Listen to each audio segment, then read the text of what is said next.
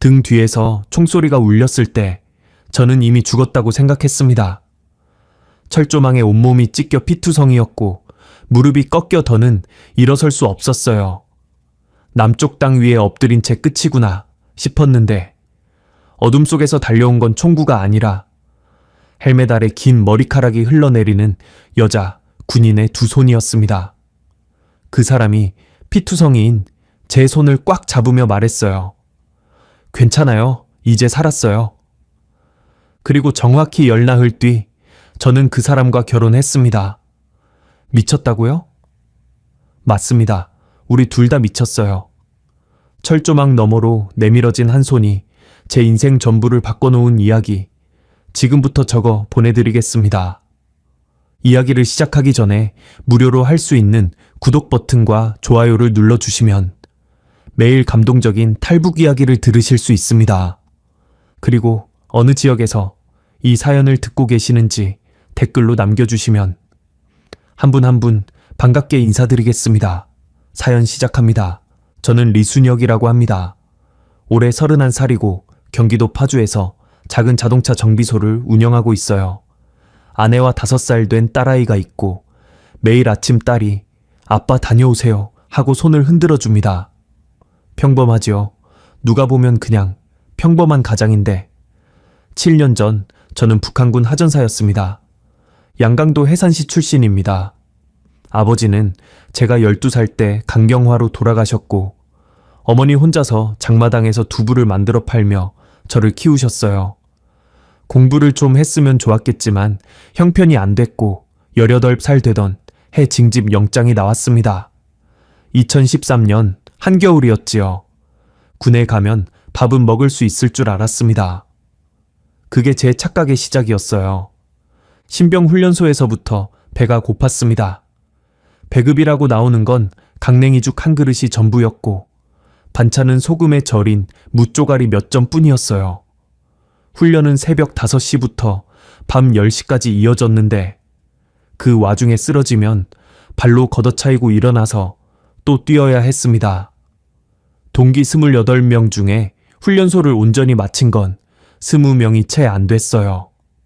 나머지는 병원으로 실려가거나 어디로 갔는지 아무도 모릅니다. 훈련을 마치고 배치받은 곳이 중부전선 감시초소, 그러니까 비무장지대 바로 앞 GP였습니다. 전방 중에서도 가장 전방이었지요. 철조망 너머로 남쪽 불빛이 보이는 곳이었는데 그때는 그게 뭔지도 몰랐어요. 그냥 적의 땅이라고만 배웠으니까요. GP 생활은 훈련소보다 더했습니다.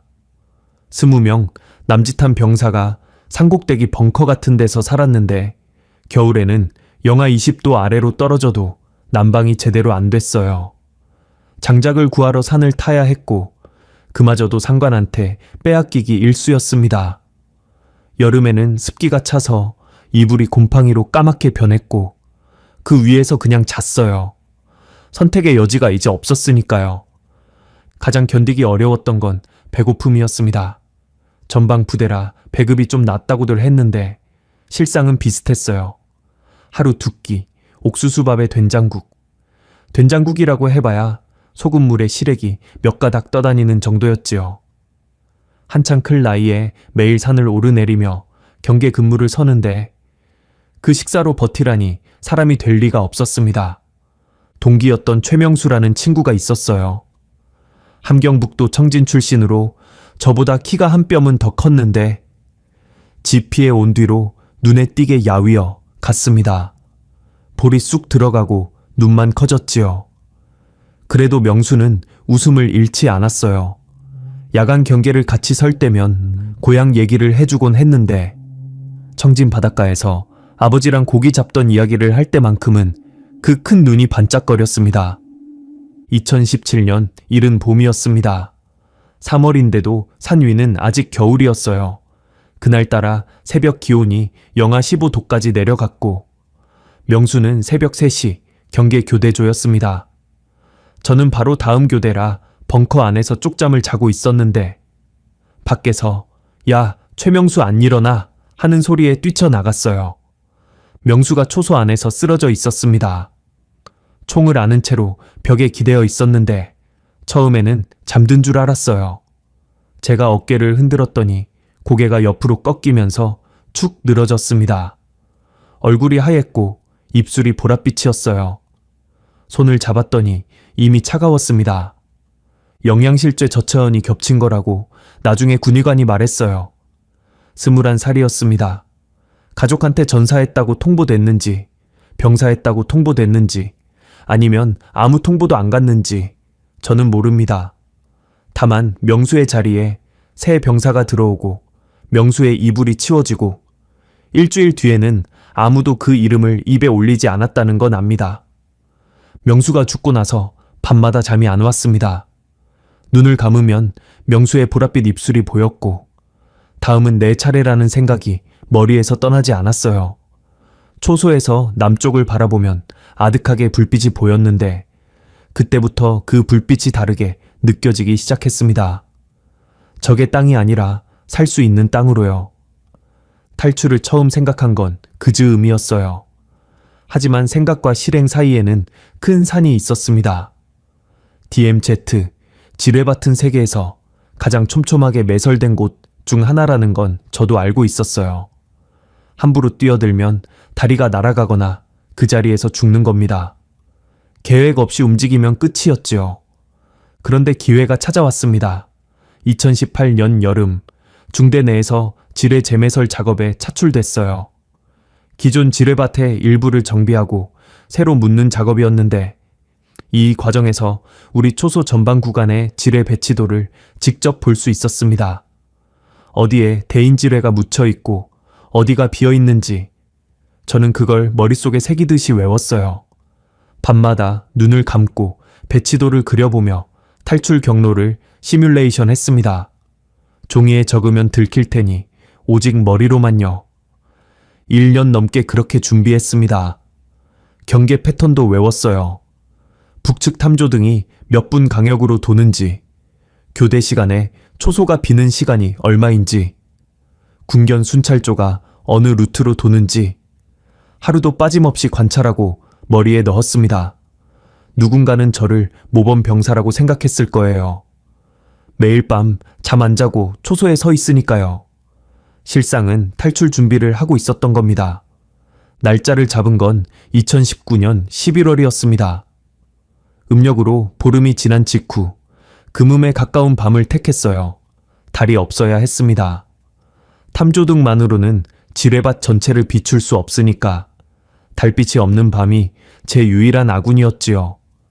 시기도 중요했어요.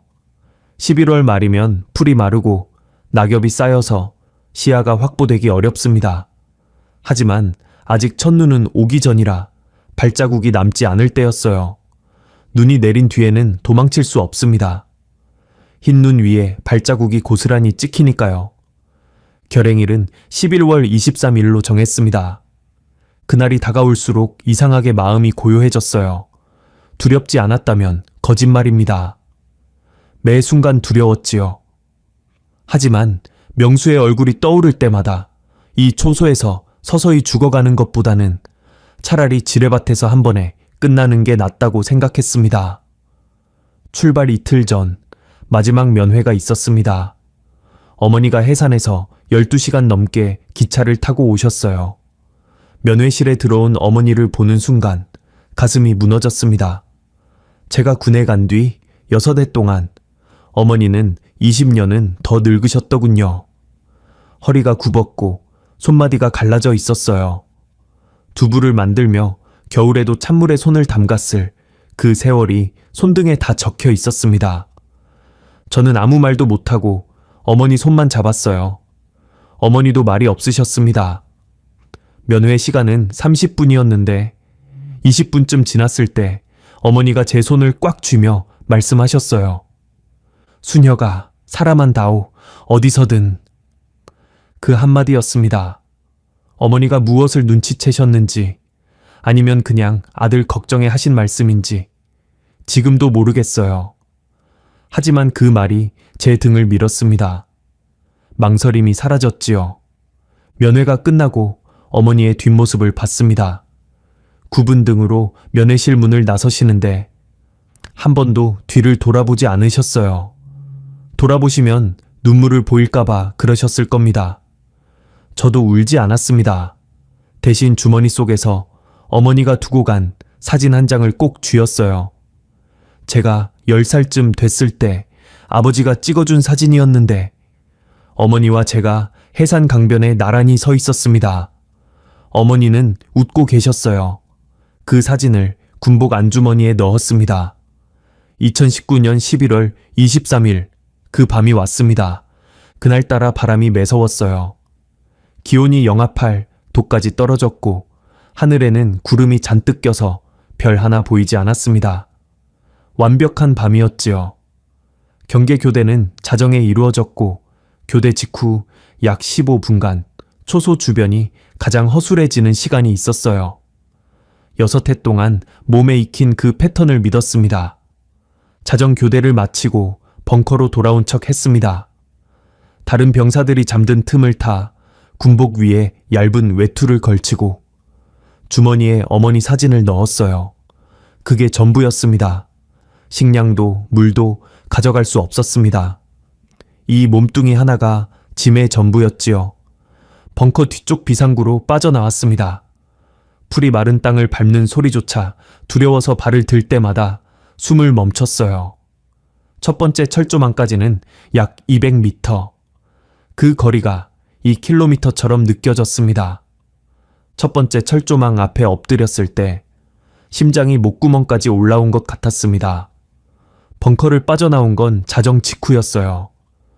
교대조가 초소의 자리를 잡고 교대에서 빠진 병사들이 벙커로 돌아가는 그 15분, 6해 동안 하루도 빠짐없이 확인한 그 틈을 노렸습니다. 군복 위에 걸친 얇은 외투 하나, 왼쪽 안주머니에는 어머니 사진. 그게 제가 가진 전부였지요. 철조망은 3겹이었습니다.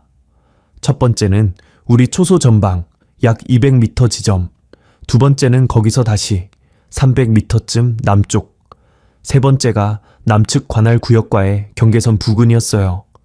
첫 번째와 두 번째 철조망 사이가 지뢰밭입니다. 그 사이 300m가 제 인생에서 가장 긴 거리였습니다. 첫 번째 철조망은 의외로 쉽게 넘었어요. 지뢰 재매설 작업 때 확인해 둔 게 있었거든요. 초소에서 동남쪽으로 약 50m 지점, 배수로가 지나가는 곳에 철조망, 하단이 살짝 들려 있었습니다. 장마 때 물이 빠지면서 집안이 파인 건데 보수가 안 된 채 방치돼 있었지요. 몸을 최대한 납작하게 눌러 그 틈으로 밀어 넣었습니다. 외투가 철사에 걸려 찢어지는 소리가 났는데 그 작은 소리가 폭탄처럼 크게 들렸어요. 숨을 멈추고 30초를 세었습니다. 아무 반응 없었어요. 통과했습니다. 그리고 지뢰밭이 시작됐습니다. 기어야 했습니다. 서서 걸으면 탐조등에 잡히고 뛰면 지뢰를 밟습니다. 배를 땅에 대고 양팔꿈치로 몸을 끌면서 한 뼘씩 전진하는 수밖에 없었어요. 머릿속에 새겨둔 지뢰 배치도를 떠올렸습니다. 내가 지금 있는 위치가 배수로 출구 남쪽이니까 왼쪽으로 약 10m 이동한 뒤 정남 방향으로 직진하면 지뢰가 없는 통로가 있을 거라고 계산했어요. 1년 넘게 밤마다 그려본 그 경로를요. 11월 말의 땅은 차갑고 딱딱했습니다. 낮에 얼었다가 밤에 살짝 풀리는 흙이라 표면은 질척했고 그 아래는 돌처럼 굳어 있었어요. 팔꿈치로 땅을 짚을 때마다 얼어붙은 흙 알갱이가 살을 파고들었습니다. 장갑 같은 건 없었으니까요. 손가락 끝이 금방 감각을 잃었지만 오히려 그게 다행이었을지도 몰라요. 아프지 않으니까 계속 기어갈 수 있었습니다. 앞으로 나아갈 때마다 먼저 손으로 흙을 더듬었어요. 손바닥을 펴서 지면을 살살 쓸어보고 돌멩이나 금속 감촉이 없으면 그제야 몸을 앞으로 당겼습니다. 한 뼘, 멈추고 다시 손으로 더듬고 한 뼘, 그렇게요. 300m를 그 속도로 가야 했습니다. 시간 감각이 사라졌어요. 5분이 지난 건지 30분이 지난 건지 알 수 없었습니다.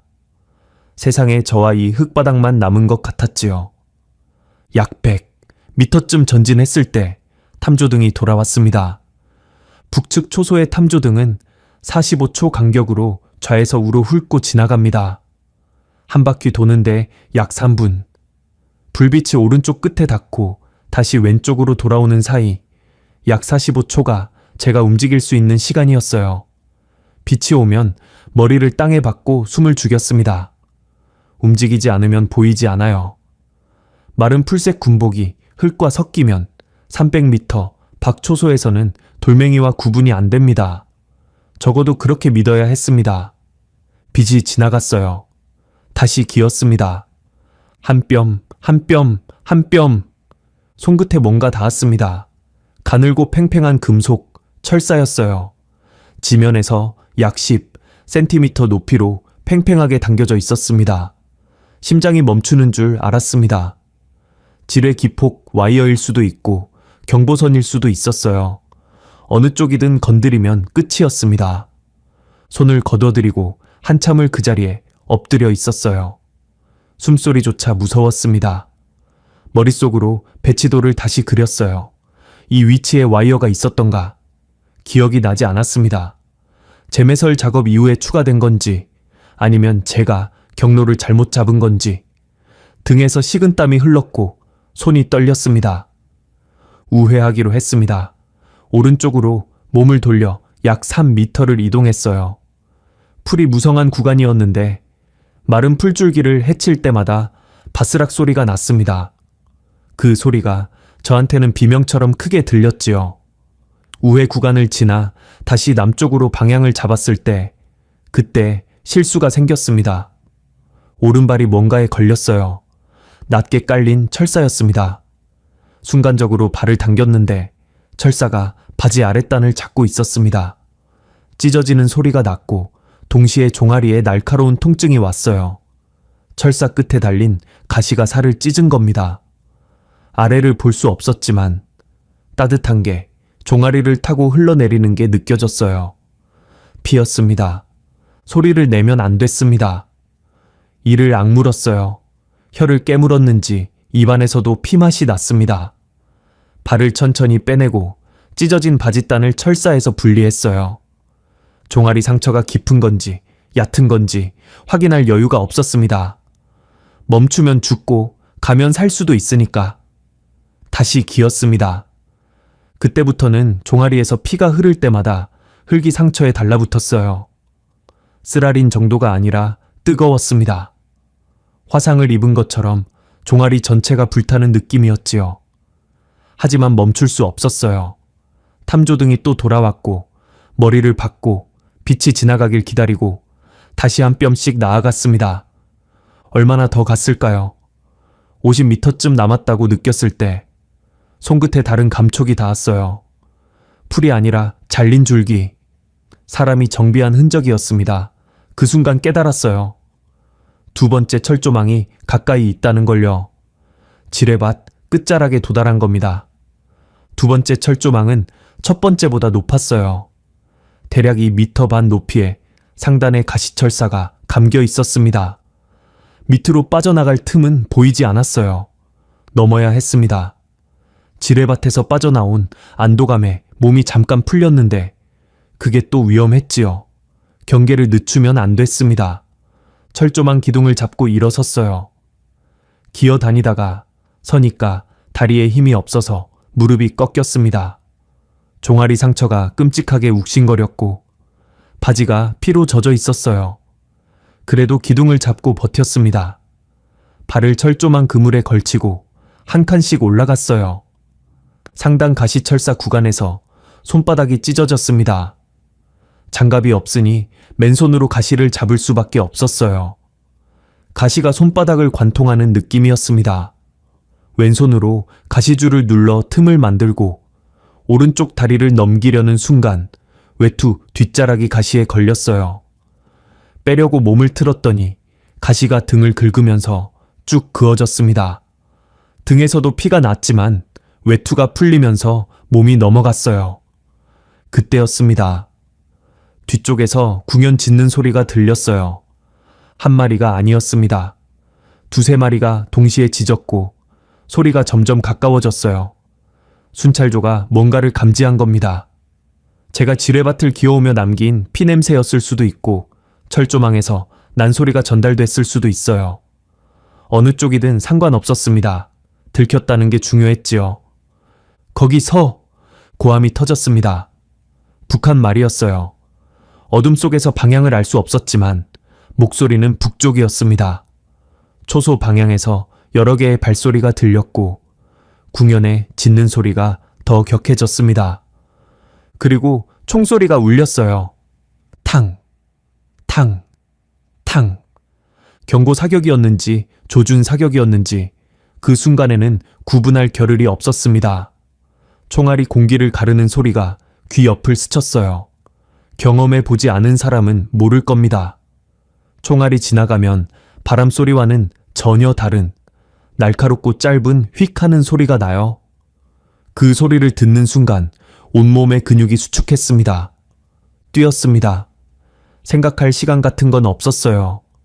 두 번째 철조망을 넘었는데 상단에서 균형을 잃고 남쪽으로 굴러 떨어졌습니다. 2m 반 높이에서 그냥 떨어진 거예요. 등이 먼저 땅에 부딪혔고 뒤통수가 돌에 박혔습니다. 눈앞이 하얘졌어요. 그래도 일어나야 했습니다. 세 번째 철조망이 남았으니까요. 일어서려는데 왼쪽 무릎이 말을 듣지 않았어요. 떨어질 때 꺾인 것 같았습니다. 기는 수밖에 없었지요. 다시 배를 땅에 대고 양팔만으로 몸을 끌었습니다.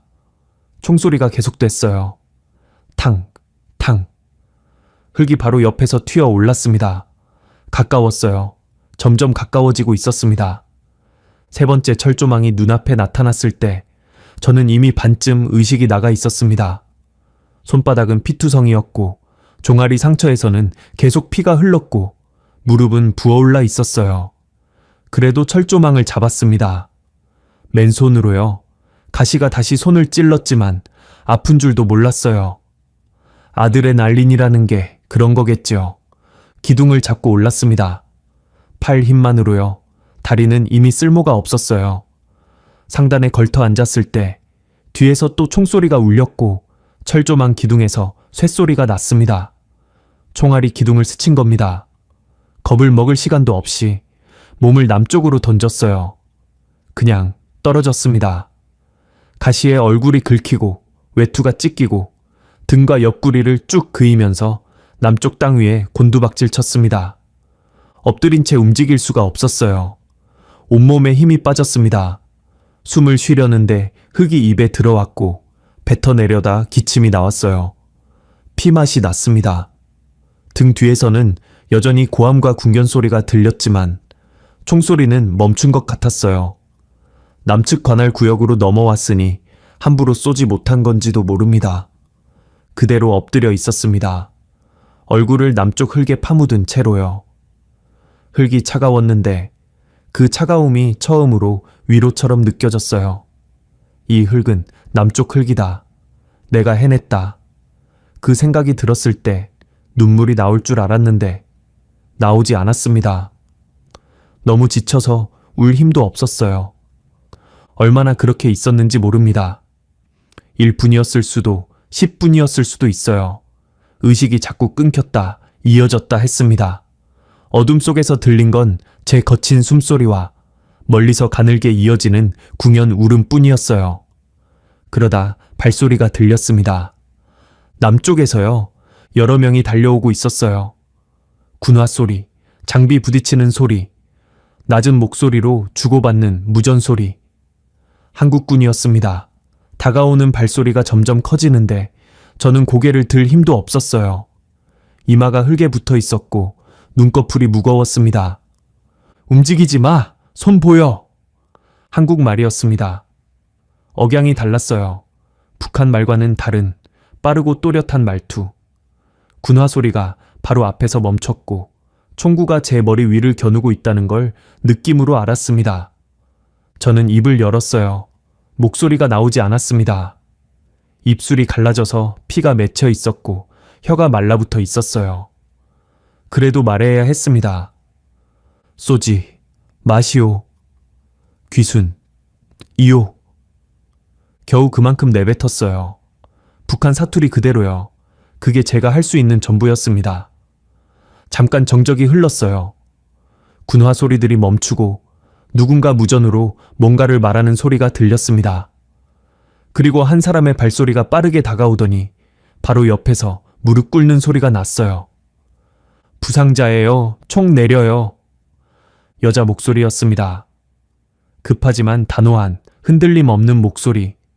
그 목소리를 듣는 순간 이상하게도 몸에서 마지막 긴장이 풀렸어요.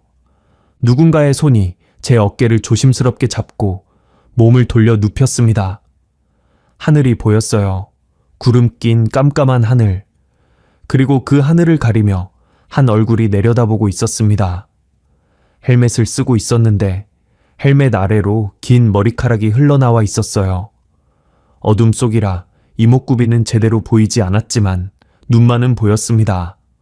다급하면서도 따뜻한 눈이었어요. 그 사람이 제 종아리 상처를 보더니 재빨리 자기 전투복 주머니에서 뭔가를 꺼내 상처 위를 눌렀습니다. 응급지혈이었지요. 눌리는 순간 통증이 확 밀려왔는데 저는 신음 대신 그 사람의 얼굴만 바라봤어요. 이 사람이 누군지도 몰랐습니다. 다만 총구가 아니라 두 손으로 제 상처를 감싸고 있다는 것, 그게 전부였어요. 의무대에 연락했어요. 헬기 옵니다. 조금만 버텨요. 그 사람이 제 눈을 보며 말했습니다. 한국말인데 하나하나 또렷하게 들렸어요. 제가 알아들을 수 있게 천천히 말해주는 것 같았습니다. 저는 대답을 하려 했었는데 입에서 나온 건 말이 아니라 기침이었어요. 기침을 하다가 피가 섞인 침이 입꼬리로 흘렀고 그걸 본 그 사람이 자기 소매로 제 입가를 닦아줬습니다. 군복 소매로요? 적도 아군도 아닌 방금 철조망을 넘어온 정체불명의 피투성이 남자의 입을 자기 소매로 닦아준 겁니다. 그 순간 눈물이 나왔어요. 제 일장에서 말씀드렸지요. 어머니 면회 때도 울지 않았다고. 지뢰밭을 기어갈 때도, 총에 맞을 뻔했을 때도, 철조망에서 떨어졌을 때도 울지 않았습니다. 그런데 이 사람이 소매로 제 입가를 닦아 주는 그 작은 행동에 참았던 것들이 한꺼번에 터졌어요. 소리 없이 눈물만 줄줄 흘렀습니다. 그 사람이 제 손을 잡았어요. 피투성이인 제 손을요. 주저없이 두 손으로 꽉 잡았습니다. 그리고 말했어요. 괜찮아요. 이제 살았어요. 그 한마디가 저를 무너뜨렸습니다. 어머니가 하신 사람한 다오와 이 사람이 한 이제 살았어요. 가 한 문장처럼 이어지는 것 같았어요. 살아달라던 말과 살았다는 말. 그 사이에 지뢰밭과 철조망과 총알이 있었고 이 사람의 손이 있었습니다. 헬기 소리가 가까워졌어요. 프로펠러 바람에 마른 풀이 휘날렸고 탐조등이 주변을 환하게 비췄습니다. 들것이 내려왔고 몇 명의 군인이 저를 들것에 옮겼어요. 통증이 온몸에서 한꺼번에 밀려왔지만 저는 의식이 끊기기 직전까지 한 가지만 느끼고 있었습니다. 이 사람이 제 손을 놓지 않았다는 거요. 들것에 실려 헬기에 오르는 동안에도 그 사람은 제 옆에 있었습니다. 헬기 안에서 의무병이 수액을 연결하고 상처를 확인하는 동안에도 그 사람은 제 왼손을 잡고 있었어요. 헬기 소음 때문에 아무 말도 들을 수 없었지만 입모양으로 같은 말을 반복하는 게 보였습니다. 괜찮아요. 이제 살았어요. 의식이 점점 흐려졌습니다. 눈이 감겼어요. 마지막으로 느낀 건 제 손을 감싸고 있는 따뜻한 두 손이었습니다. 피투성이 제 손을 잡아준 그 손, 그 온기를 느끼면서 저는 의식을 잃었습니다. 나중에 알았어요. 그 사람 이름이 서해운이라는 걸. 지피 인근 수색대대 소속 통신병이었고 그날 밤 비정규 출동에 통신 지원으로 나온 거였다는 걸. 23살 병장이었다는 걸. 그리고 훨씬 나중에야 알았습니다. 그 밤 그 손이 제 남은 인생 전부를 잡아준 손이었다는 걸요. 눈을 떴을 때 하얀 천장이 보였습니다. 처음에는 여기가 어딘지 몰랐어요. 천장이 하얗고 형광등 불빛이 눈부셨습니다. 왼팔에 뭔가 꽂혀 있었는데 고개를 돌려보니 수액줄이었어요. 오른쪽 종아리에는 두꺼운 붕대가 감겨 있었고 양손에도 거즈가 덮여 있었습니다. 몸 전체가 욱신거렸는데 통증이 한 군데가 아니라 온몸에서 동시에 밀려와서 오히려 어디가 아픈 건지 구분이 되지 않았어요. 숨을 쉬려는데 갈비뼈 쪽이 콕콕콕 찔리듯 아팠습니다. 나중에 들으니 갈비뼈 2대에 금이 갔다고 했어요. 철조망에서 떨어질 때 생긴 거였지요.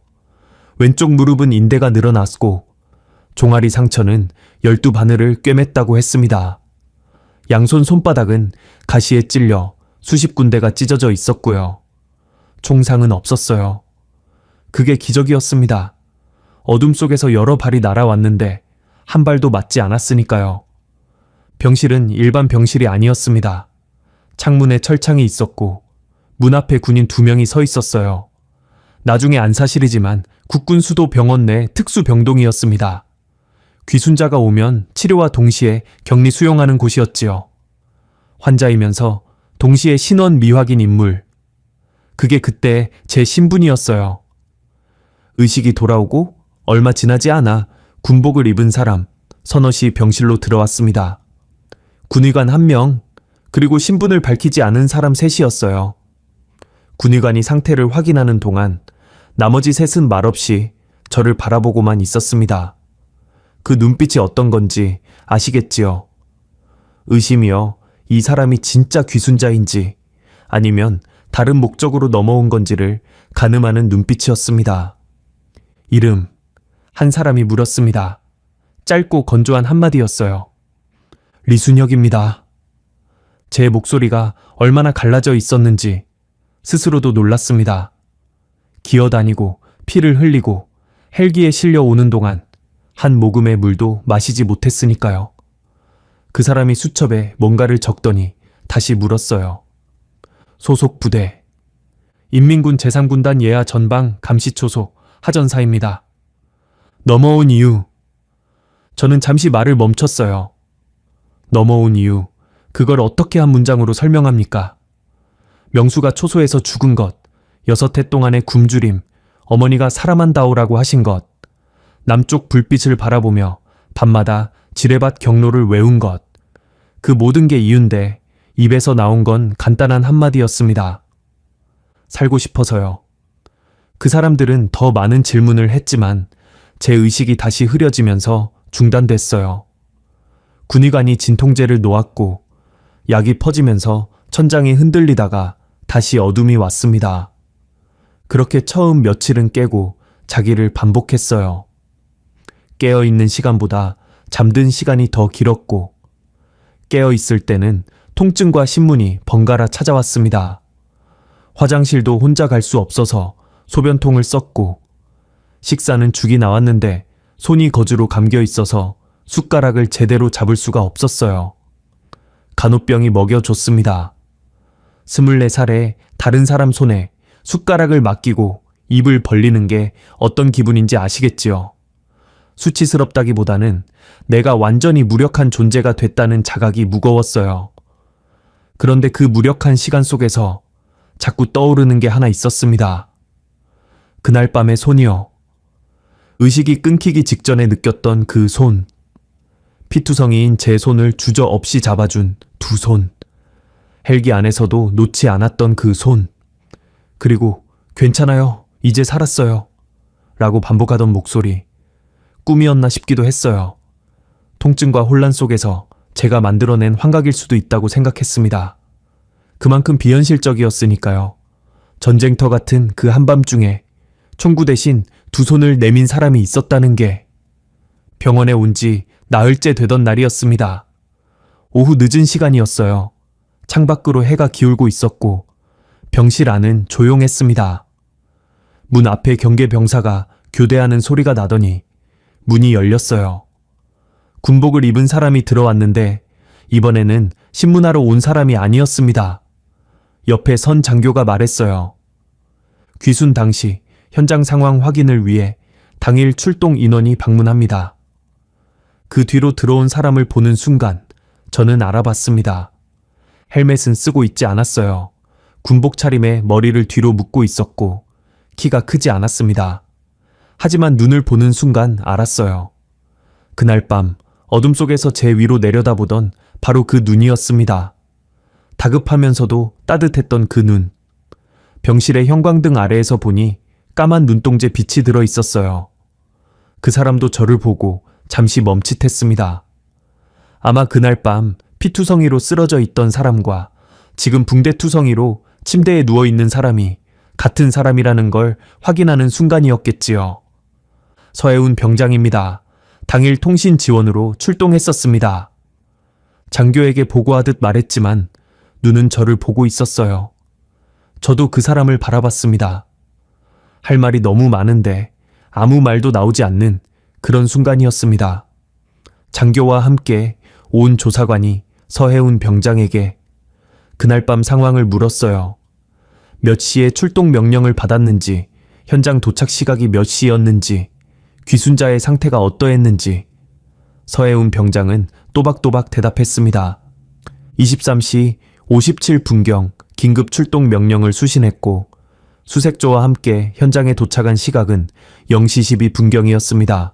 귀순자는 세 번째 철조망 남측에 엎드려 있었고 다량 출혈 상태였습니다. 의식은 있었으나 거동이 불가능했고 북한 사투리로 귀순 의사를 밝혔습니다. 군인다운 보고였어요. 정확하고 감정이 실리지 않은 어조였습니다. 하지만 저는 그 보고 뒤에 숨겨진 것들을 알고 있었지요. 총구를 겨누는 동료들 사이에서 부상자예요, 총 내려요 라고 외쳤던 목소리, 자기 소매로 제 입가에 피를 닦아줬던 손, 그건 보고서에 들어가지 않는 것들이었습니다. 조사가 끝나고 장교와 조사관이 먼저 나갔어요. 서해운 병장도 따라 나가려다가 문 앞에서 멈췄습니다. 경계 병사를 한번 보더니 다시 돌아서서 제 침대 옆으로 왔어요. 상처 많이 아프시죠? 처음으로 듣는 보고가 아닌 말이었어요. 목소리가 달라져 있었습니다. 군인의 목소리가 아니라 그냥 사람의 목소리였어요. 저는 고개를 저었습니다. 아프다고 하면 약한 사람 같을까봐. 하지만 거즈 감긴 손이며 붕대 투성이 다리가 전부 말해주고 있었겠지요. 서해운 병장이 살짝 웃었어요. 울 것 같은 웃음이었습니다. 살아 계셔서 다행이에요. 그 한마디에 가슴이 뜨거워졌습니다. 그날 밤 이제 살았어요 라고 했던 것과 같은 말이었는데 맥락이 달랐어요. 그때는 급박한 현장에서 부상자를 안심시키기 위한 말이었다면 지금은 나흘이 지나서 다시 찾아와 확인하는 말이었으니까요. 이 사람이 정말로 살아있는지를 보러 온 거였습니다. 고맙습니다. 제가 말했어요. 그것도 겨우요. 목이 메어서 더 말할 수가 없었습니다. 하고 싶은 말은 산더미였어요. 당신이 총 내리라고 소리치지 않았으면 다른 병사들이 쐈을 수도 있었다. 당신이 지혈해주지 않았으면 피를 더 흘렸을 것이다. 당신이 손을 잡아주지 않았으면 헬기 안에서 혼자 무서워 죽었을 것이다. 그 말들이 전부 목 안에서 뭉쳐 있었는데 나온 건 고맙다는 두 글자뿐이었어요.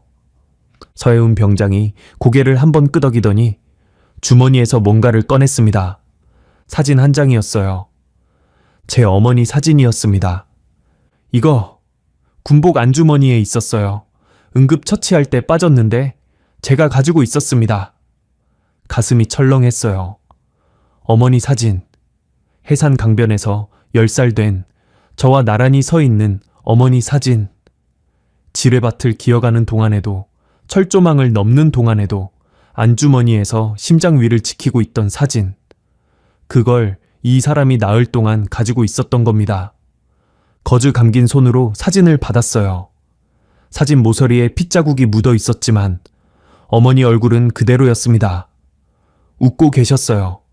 2019년 11월 해산에서 면회를 왔던 어머니와는 다른 젊고 환하게 웃는 어머니. 사진을 가슴에 올려놓았습니다. 눈물이 또 나왔어요. 이번에는 소리도 냈습니다. 병실에서 울었어요.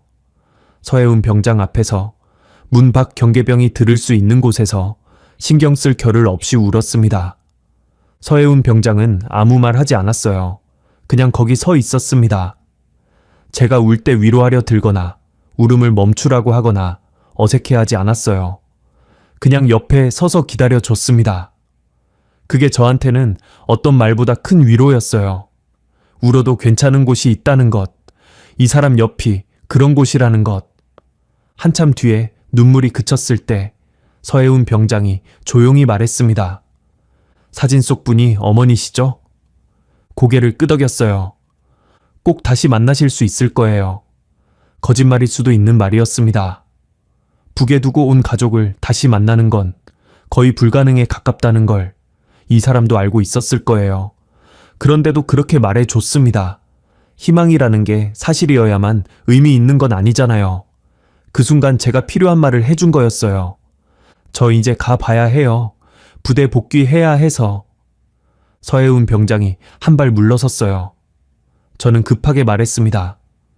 이름이 뭡니까? 조사 보고할 때 서해운이라고 했던 걸 들었지만 직접 듣고 싶었어요. 그 사람이 제게 직접 알려주는 이름을 듣고 싶었습니다. 서해운이요. 서해운. 처음 소리 내어 불러봤어요. 남한 이름은 억양이 달라서 입에 잘 붙지 않았는데 그 이름만은 이상하게 부드럽게 나왔습니다. 고맙습니다. 해운 동무. 아닙니다. 해운. 씨. 동무라는 말이 먼저 나와서 얼른 고쳤어요. 서해운 병장이 웃었습니다. 이번에는 울 것 같은 웃음이 아니라 진짜 웃음이었어요. 환하게요. 그 웃는 얼굴을 보는 순간 이 사람을 다시 보고 싶다는 생각이 처음으로 들었습니다. 빨리 나으세요. 그 말을 남기고 서해운 병장은 병실을 나갔어요. 문이 닫히고 군화 소리가 멀어졌습니다. 병실에는 다시 형광등, 불빛과 수액 떨어지는 소리만 남았어요.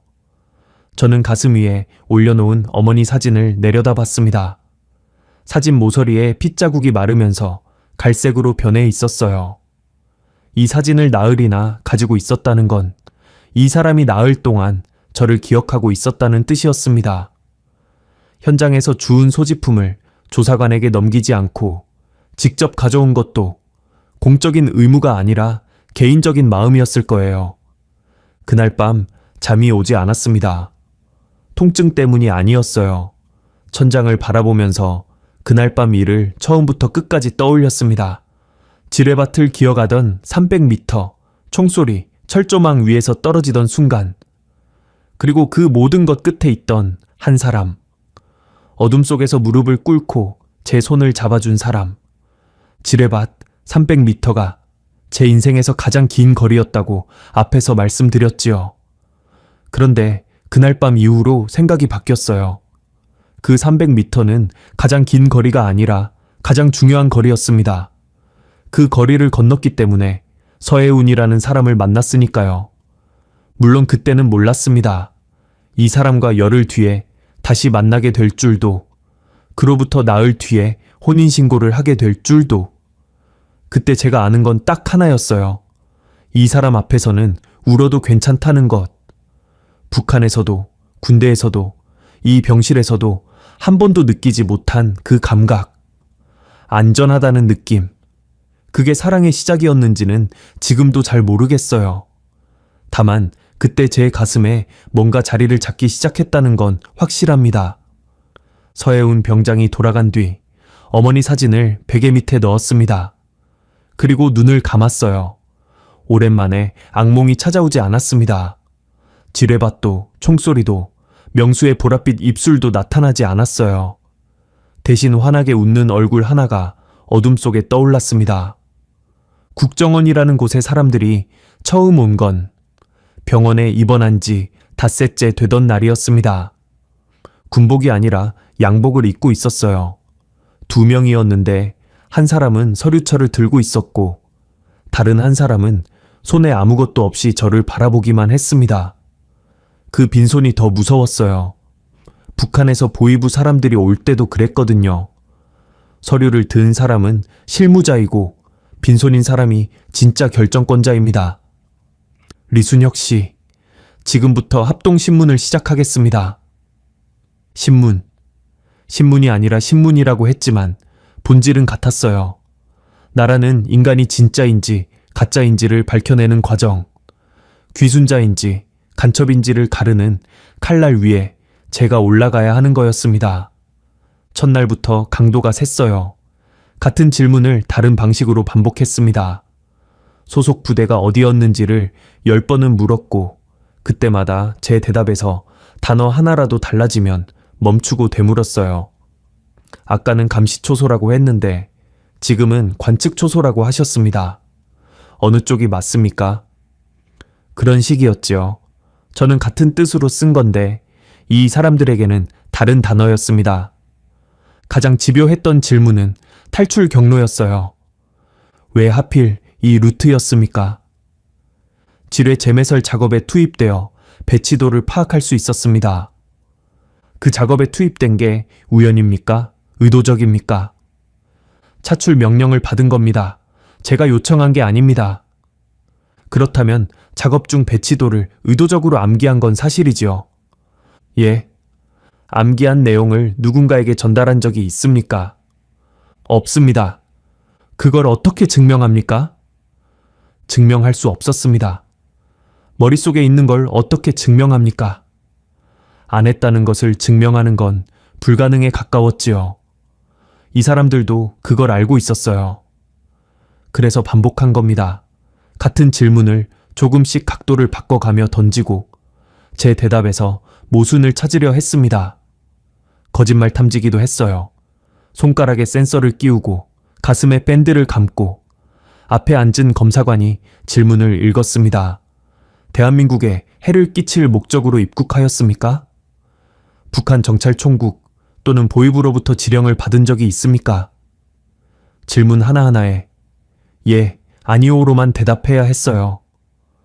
머리로는 아무것도 아닌 질문인데 몸이 반응했습니다. 심장이 빨라지고 손에 땀이 나고 숨이 가빠졌어요. 거짓말을 해서가 아니라 무서웠기 때문입니다. 이 기계가 제 공포를 거짓으로 읽으면 어떡하나 그 두려움이 또 다른 반응을 만들었지요. 조사는 매일 계속됐어요. 아침에 시작해서 오후 늦게까지 쉬는 시간은 점심 30분뿐이었습니다. 상처가 아직 다 낫지 않아서 종아리를 절뚝거리며 조사실로 가야 했는데 걷는 것도 힘든 몸으로 6시간씩 의자에 앉아 있으려니 온몸이 비명을 질렀어요. 밤이 더 힘들었습니다. 병실로 돌아오면 혼자였어요. 완전히 혼자. 전화기도 텔레비전도 라디오도 없었습니다. 창밖은 철창 너머로 하늘만 보였고 문 밖에는 늘 경계병사가 서 있었어요. 환자이면서 용의자인 사람에게 허락된 건 침대와 천장뿐이었습니다. 불을 끄면 악몽이 시작됐어요. 지뢰밭을 기어가는 꿈을 매일 꿨습니다. 그런데 꿈에서는 늘 길을 잘못 들어요.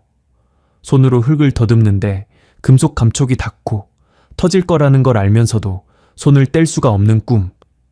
폭발하는 순간 깨면 온몸이 식은땀으로 젖어 있었습니다. 이불도 베개도 병원 가운까지 흠뻑 젖었어요. 어떤 날은 명수 꿈을 꿨습니다. 명수가 초소해서 저한테 말을 걸어요. 야, 순혁아, 나 졸려. 그래서 제가 야, 일어나, 교대 시간이야. 하는데 명수가 대답 없이 눈을 감아요.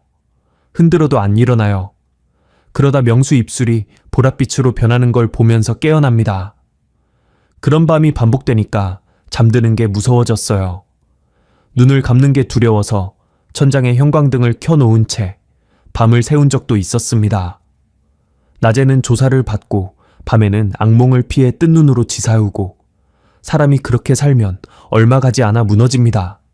실제로 무너지기 직전이었어요. 그 즈음이었습니다. 서해운 병장이 다시 찾아온 게 이번 열흘째쯤 되던 날이었어요. 오후에 조사가 일찍 끝났는데 병실로 돌아오니 문 앞 경계병사가 평소와 다르게 약간 옆으로 비켜 서 있었습니다. 문을 열고 들어가니 침대 옆 의자에 비닐봉지가 놓여 있었어요. 봉지 안에 과자 몇 봉지와 음료수가 들어 있었고 그 위에 메모지 한 장이 올려져 있었습니다. 상처 잘 낫고 있어요. 증언 확인차 왔다가 놓고 갑니다. 서혜운, 글씨가 반듯했어요. 둥글둥글한 글씨체, 그걸 보는 순간 며칠째 얼어붙어 있던 가슴에 뭔가가 풀리는 느낌이 들었습니다. 이 병원에서, 이 병실에서 조사관과 군의관 말고 제 안부를 묻는 사람이 있다는 것. 그게 이렇게 큰 의미가 되는 줄 그때 처음 알았어요. 봉지 안에 있던 과자 중에 초코파이가 있었습니다. 북한에서 초코파이는 전설 같은 존재예요. 개성공단에서 일하는 북한 노동자들 사이에서 화폐처럼 쓰였다는 이야기를 들은 적은 있었지만 저는 한 번도 먹어본 적이 없었습니다. 은박지를 뜯었어요. 초콜릿 냄새가 올라왔는데 그게 뭐라고 표현해야 할지 모르겠어요. 달콤한 냄새라는 건 아는데 제 코가 그걸 처리할 준비가 안 돼 있었습니다. 태어나서 한 번도 맡아본 적 없는 종류의 달콤함이었으니까요. 한 입 베어 물었습니다. 바깥에 초콜릿이 먼저 혀에 닿고 그 안에 부드러운 빵이 있고 가운데 하얀 크림이 있었어요. 세 가지가 입안에서 섞이는 순간 저는 울었습니다. 웃기지요. 초코파이 먹으면서 운다니. 그런데 그건 맛 때문이 아니었어요. 이걸 왜 지금에야 먹는가 하는 생각이 밀려왔기 때문입니다. 18부터 24까지 강냉이죽과 소금무로 버틴 6해. 명수는 이것도 먹어보지 못하고 21살에 초소에서 죽었습니다. 저한테는 이런 게 허락되고 명수한테는 허락되지 않았다는 것. 그 불공평함이 초코파이의 단맛과 함께 목을 탔어요. 침대 위에 앉아서 초코파이를 먹으며 울었습니다. 한 개를 다 먹고 포장지를 쥔 채 한참을 울었어요. 경계병사가 들었을 수도 있지만 상관없었습니다. 그 뒤로 서혜운 병장은 열흘 동안 4번을 더 왔어요. 두 번째 방문은 이틀 뒤였습니다. 이번에는 직접 만났어요. 증언 보충 조사가 있어서 병원에 왔다고 했는데 조사가 끝난 뒤 병실에 잠깐 들른 겁니다. 경계병사가 약간 망설이더니 5분만 이라고 하며 들여보내줬어요.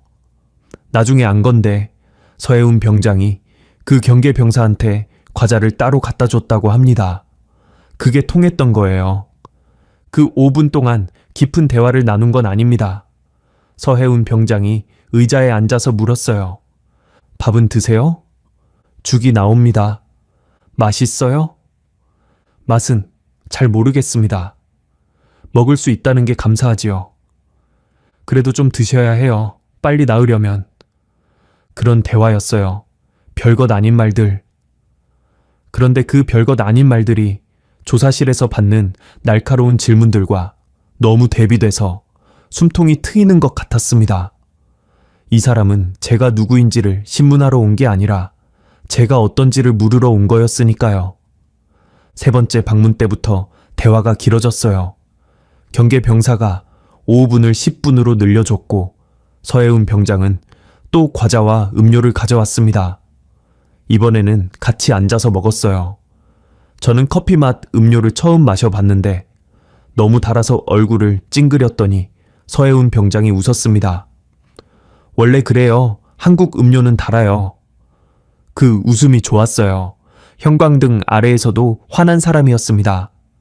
그날 서혜운 병장이 먼저 자기 이야기를 했어요. 저 어렸을 때 부모님이 이혼하셨어요. 갑작스러운 고백이었습니다. 과자 봉지를 뜯다 말고 쳐다봤더니 서혜운 병장은 음료수를 빨대로 젓고 있었어요. 초등학교 3학년 때요. 아빠가 나가셨는데 한 번도 안 돌아오셨어요. 엄마가 혼자 키우셨는데 엄마도 힘드셨으니까 저한테 잘해주실 여유가 없었지요. 외할머니 집에 맡겨진 적도 있고 중학교 때는 거의 혼자 살다시피 했어요. 왜 이 이야기를 저한테 하는 건지 처음에는 몰랐습니다. 그런데 다음 말을 듣고 알았어요. 그래서 군대에 왔어요. 혼자 있는 것보다는 어딘가에 소속되고 싶었거든요. 바보 같지요. 군대가 무슨 가족이라고. 웃으면서 말했지만 눈이 웃지 않았습니다. 외로웠던 사람의 눈이었어요. 저는 그 눈을 알아볼 수 있었습니다. 북한 군대에서 6해를 보내는 동안 거울에서 봤던 바로 그 눈이었으니까요. 저도 외로웠습니다. 제가 말했어요. 군대에서 외로웠다는 말이 아니었습니다. 태어나서부터요. 아버지가 돌아가신 뒤 어머니와 단둘이 살았고 어머니도 장마당에 나가시면 하루 종일 혼자였어요. 군에 가서는 더 했지요. 동기들이 있어도 마음을 나눌 사람은 없었습니다. 명수가 유일했는데 명수도 떠났고요. 어머니가 보고 싶어요. 제가 말했을 때 목이 메어서 뒤에 말을 잇지 못했어요. 서해운 병장이 아무 말 없이 기다려줬습니다. 제3장에서도 그랬지요. 이 사람은 제가 울 때 재촉하거나 달래지 않아요. 그냥 옆에 있어 줍니다. 만나실 수 있을 거예요. 또 그 말을 했어요. 될지 안 될지 모르는 말을. 그런데 이번에는 그 말이 거짓으로 느껴지지 않았습니다. 이 사람이 말하니까 진짜 같았어요. 4번째 방문 때는 거의 30분을 함께 있었습니다. 경계병사가 교대하는 틈을 타서 좀 더 오래 머문 거였어요. 그날은 제가 조사실에서 특히 힘든 하루를 보낸 날이었습니다. 조사관이 새로운 각도로 추궁했어요. 당신이 말한 최명수라는 병사, 정말 존재하는 인물입니까? 우리가 확인할 방법이 없습니다. 명수가 존재했는지를 증명하라니. 죽은 사람을 제가 어떻게 증명합니까? 명수가 초소에서 죽었을 때 아무도 기록하지 않았어요. 이름 석자가 어디에도 남지 않은 사람. 그 사람이 있었다는 걸 아는 건 저뿐인데 이 조사관은 그게 거짓일 수 있다고 의심하는 거였습니다. 조사실에서 나와 병실로 돌아왔을 때 손이 떨리고 있었어요. 분노인지 슬픔인지 모를 감정이 온몸을 지배하고 있었습니다. 침대에 앉았는데 가만히 있을 수가 없었어요. 벽을 때리고 싶었고 소리를 지르고 싶었어요. 그때 문이 열렸습니다. 서해운 병장이 들어왔는데 제 얼굴을 보더니 멈칫했어요. 무슨 일 있었어요? 제 표정을 보고 바로 안 겁니다. 저는 대답 대신 고개를 숙였어요. 말하면 울 것 같아서. 그런데 서해운 병장이 의자를 끌어다 제 바로 옆에 앉더니 조용히 말했습니다. 말 안 해도 돼요. 그냥 앉아 있을게요. 그 한마디에 무너졌어요. 이야기했습니다. 명수 이야기를. 명수가 어떤 사람이었는지, 청진바닷가 이야기를 해줄 때 눈이 어떻게 빛났는지, 그리고 새벽 초소에서 죽어있던 그 모습. 보랏빛 입술, 차가운 손, 이름조차 기록되지 않은 죽음. 그 모든 걸 쏟아냈습니다. 서해운 병장은 중간에 한마디도 하지 않았어요. 끄덕이지도 맞장구치지도 않았습니다. 다만 눈을 마주치고 있었어요. 제 이야기를 전부 받아들이는 눈이었습니다. 이야기가 끝나고 한참 침묵이 흐른 뒤에 서해운 병장이 말했어요. 그 사람이 있었다는 거 저는 믿어요. 그 말이 조사관의 어떤 질문보다 강했습니다. 조사관은 증명하라고 했고 이 사람은 믿는다고 했어요. 그 차이가 얼마나 큰 건지 조사를 받아보지 않은 사람은 모를 겁니다. 그날 서해운 병장이 군에 지원한 이유를 더 자세히 이야기해 줬어요. 소속감이 필요했다고 했잖아요. 사실 그것만은 아니었어요. 엄마한테 증명하고 싶었던 것도 있었어요. 나 혼자서도 잘할 수 있다는 거. 근데 막상 군대 와보니까 혼자 잘하는 건 별 의미가 없더라고요. 중요한 건 누군가한테 필요한 사람이 되는 거였어요. 그래서 그날 밤 저한테 달려온 겁니까? 제가 물었어요. 서해운 병장이 잠시 생각하다가 대답했습니다. 글쎄요, 생각할 겨를이 없었어요. 피투성이로 쓰러져 있는 사람이 보였고 다른 애들이 총을 겨누고 있었고 그냥 몸이 먼저 움직였어요. 그게 아니었으면 저는 지금 여기 없을 수도 있습니다. 과장이에요. 과장이 아닙니다. 서로를 바라봤어요. 오래 서해운 병장이 먼저 눈을 피했는데 귀가 빨개져 있었습니다. 저도 가슴이 뛰었어요. 이게 어떤 감정인지 그때는 이름을 붙이지 못했습니다. 고마움인지 의지인지 아니면 그 이상인지. 5번째 방문은 조사가 거의 끝나갈 무렵이었어요. 입원한 지 3주가 다 돼가고 있었고 상처도 많이 나아서 붕대 대신 반창고만 붙이고 있었습니다. 조사관들의 태도도 초반과는 달라져 있었어요. 날카로움이 줄고 형식적인 확인 절차가 늘었습니다. 간첩 혐의가 벗겨지고 있다는 뜻이었지요. 그날 서해운 병장은 오후 늦게 왔어요. 해가 지는 시간이었습니다. 창밖으로 철창 사이로 노을이 보였어요. 입원한 뒤 처음으로 하늘이 예쁘다고 느꼈습니다. 그건 아마 노을 때문이 아니라 옆에 앉아있는 사람 때문이었을 거예요. 서해운 병장이 음료수를 건네며 말했어요. 곧 조사 끝나시죠? 그런 것 같습니다. 그 다음에는 하나원 가시게 될 거예요. 탈북민 정착교육원이에요. 거기서 3달 정도 지내시게 됩니다. 3달이요? 네, 거기서 한국 사회 적응 교육을 받으시고 주민등록도 나오고 정착금도 나오고. 그 정보보다 제 머리를 먼저 친 건 다른 생각이었습니다. 3달이면 이 사람을 못 보게 된다. 하나원에서는 외부 접촉이 제한된다는 걸 이미 조사관한테 들어서 알고 있었거든요. 가슴이 급해졌습니다. 혜운 씨. 처음으로 병장이 아니라 이름으로 불렀어요. 서혜운 병장이 약간 놀란 표정을 지었지만 정정하지 않았습니다. 당신이 없었으면 나는 이 병실에서 미쳐버렸을 겁니다. 입 밖으로 나온 순간 이게 과장이 아니라는 걸 스스로도 알았어요. 진짜였습니다. 밤마다 악몽에 시달리고 낮에는 조사관에게 짓눌리고 세상과 완전히 차단된 이 방 안에서 제 정신을 붙잡아 준 건 이 사람의 방문이었어요.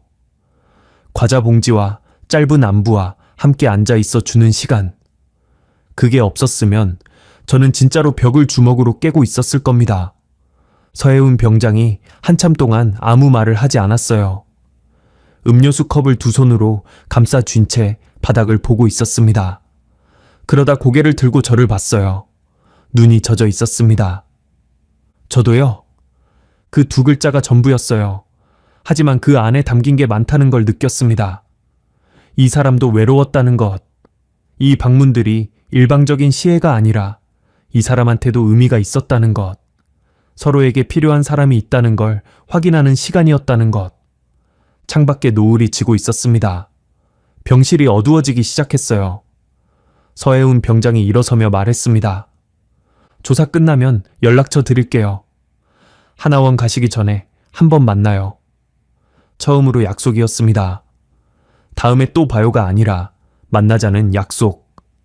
그 말 한마디에 하나원이라는 미지의 장소가 덜 두렵게 느껴졌어요. 문이 닫히고 서해운 병장의 군화 소리가 복도를 따라 멀어졌습니다. 저는 창가에 서서 노을이 완전히 지는 걸 지켜봤어요. 철창 사이로 보이는 하늘이 짙은 남색으로 변해가고 있었습니다.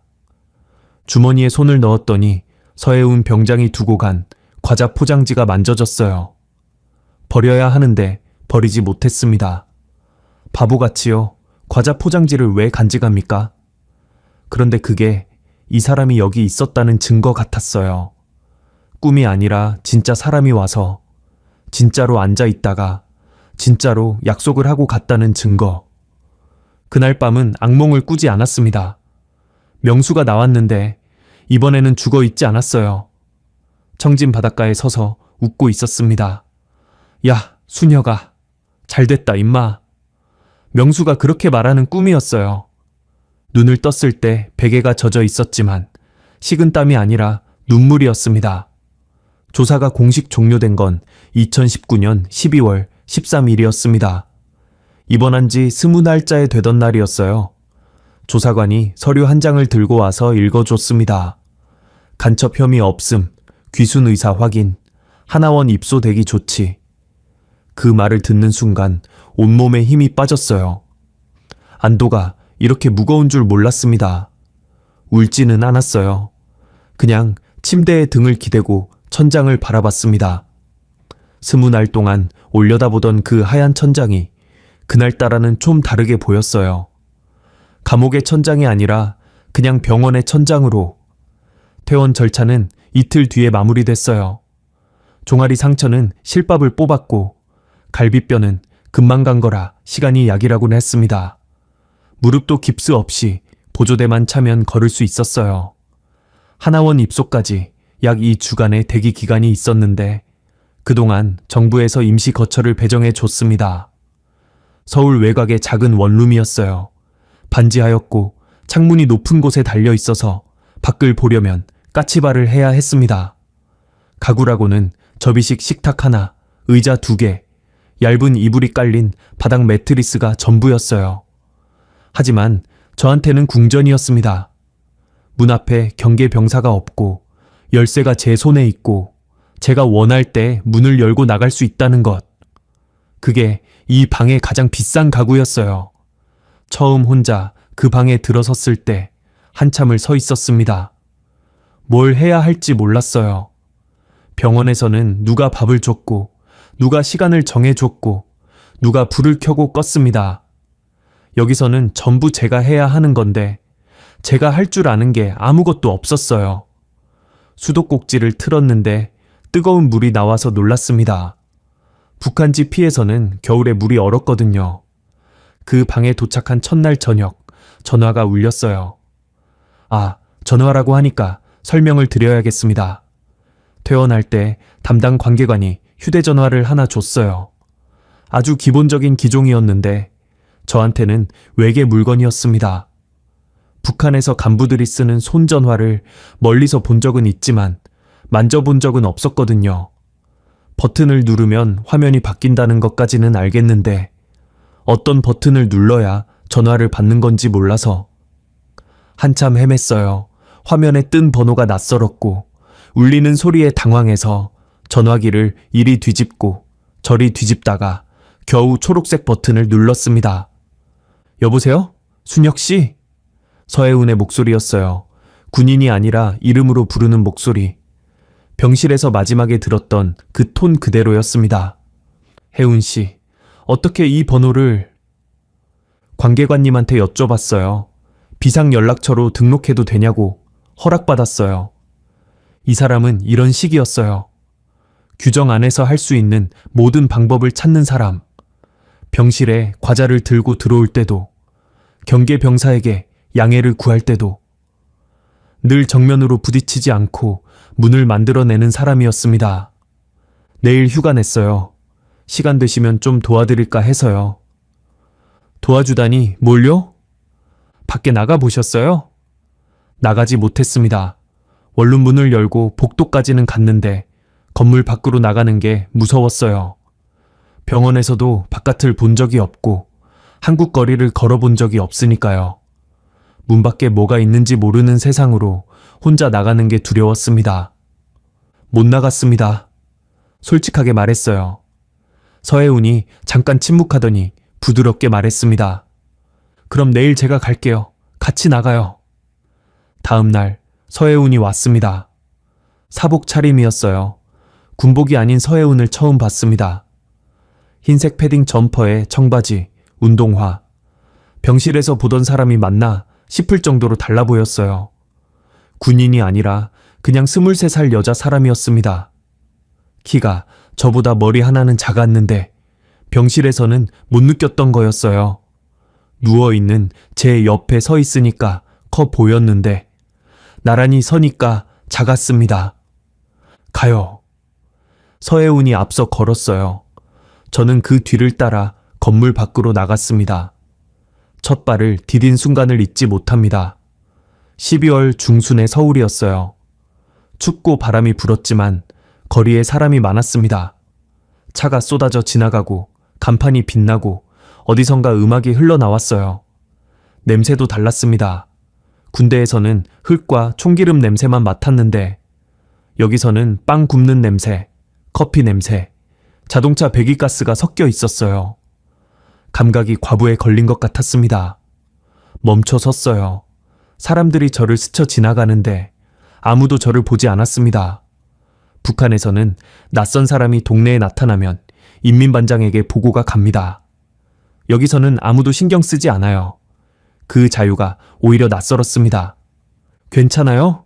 서혜운이 돌아서며 물었어요. 제 표정을 보고 알아챈 겁니다.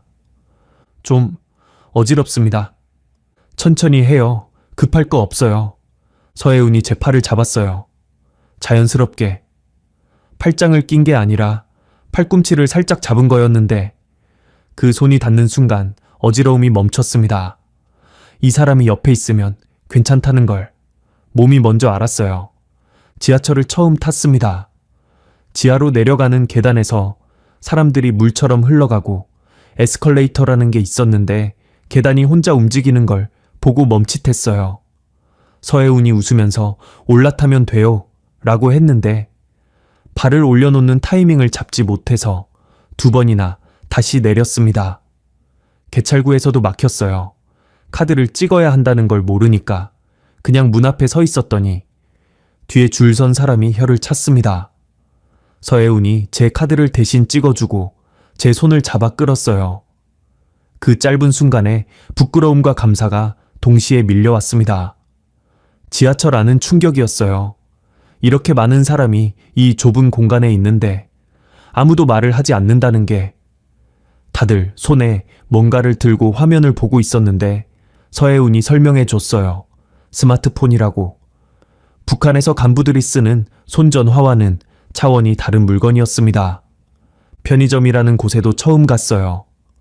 문을 열고 들어가는 순간 따뜻한 공기가 밀려왔고 좁은 공간에 먹을 것이 가득했습니다. 과자, 음료수, 삼각김밥, 도시락, 라면.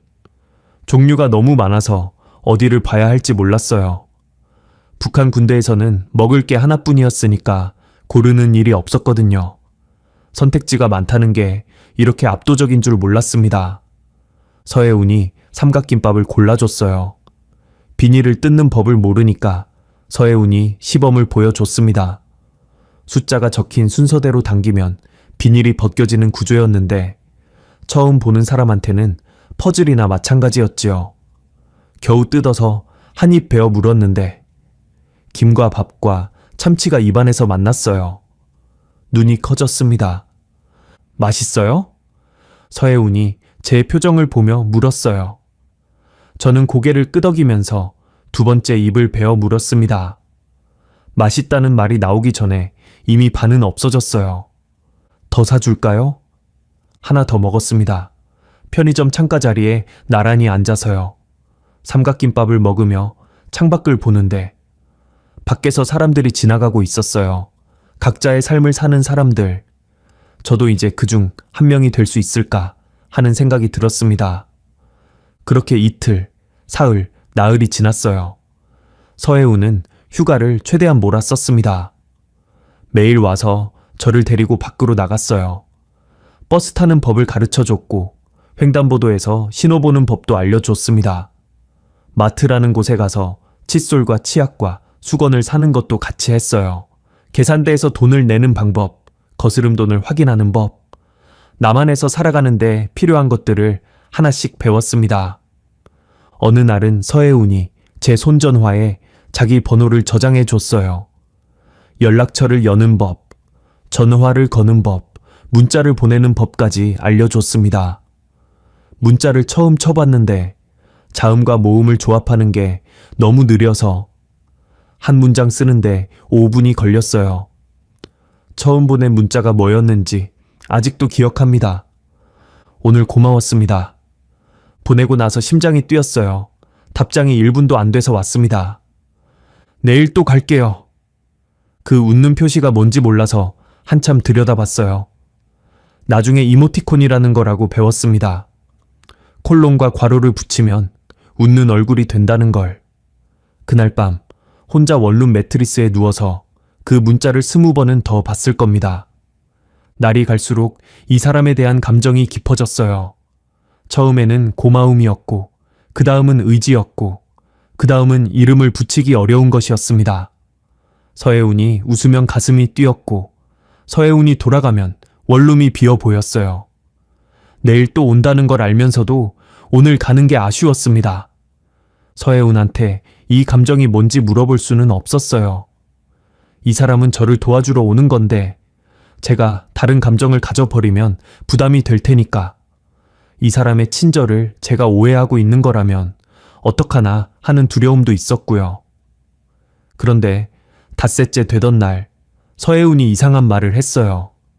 같이 걷다가 제가 신호등을 보지 않고 횡단보도에 나서려 해서 서혜운이 제 팔을 확 잡아당겼거든요. 차가 바로 앞을 지나갔어요. 위험한 순간이었습니다. 조심해야지요. 서혜운이 소리를 질렀어요. 화가 난 얼굴이었습니다. 그런데 바로 다음 순간 울 것 같은 표정이 됐어요. 다치면 안 돼요. 그 말투가 달랐습니다. 일반적인 걱정이 아니었어요. 이 사람이 잃어버릴까봐 무서워하고 있다는 걸 느꼈습니다. 서로를 바라봤어요. 횡단보도 앞에서 신호등이 바뀌는 동안 사람들이 옆으로 지나가는데 둘 다 한 발자국도 못 움직였습니다. 그때 알았어요. 이 감정이 저만의 것이 아니라는 걸.